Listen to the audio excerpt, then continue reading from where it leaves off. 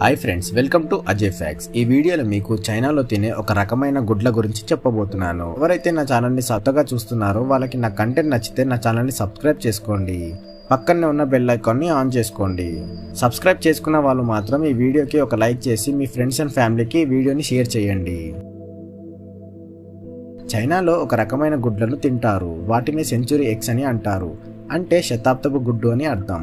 ఈ గుడ్లు ఒక ప్రత్యేక ప్రక్రియకు లోనవుతాయి.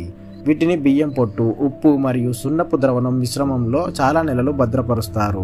ఈ ప్రక్రియ ద్వారా గుడ్లలోని తెల్ల సొన పారదర్శక జెల్లీ లాంటి పదార్థంగా మారుతుంది మరియు పచ్చ సొన ముదురు చాక్లెట్ లాంటి పదార్థంగా మారుతుంది. శతాబ్దపు గుడ్డు తయారీ ప్రక్రియ చాలా సంక్లిష్టమైనది మరియు సమయం తీసుకునేది.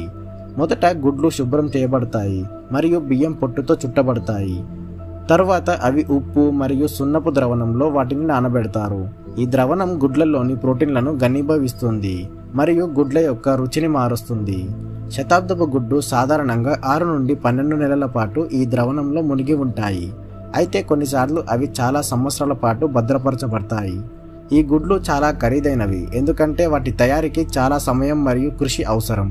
శతాబ్దపు గుడ్ల రుచి చాలా విభిన్నంగా ఉంటుంది. తెల్ల సొన ముదురుగా మరియు జెల్లీలాగా ఉంటుంది. పచ్చ సొన ముదురు మరియు చాక్లెట్లా ఉంటుంది. శతాబ్దపు గుడ్లు తరచుగా సలాడ్స్, సూప్స్ మరియు వివిధ వంటకాలలో ఉపయోగిస్తారు. చైనాలో సెంచురీ ఎగ్స్ అనేవి ఒక సాంప్రదాయక వంటకం. అవి సాధారణంగా నూతన సంవత్సరం వంటి ప్రత్యేక సందర్భాలలో అందించబడతాయి.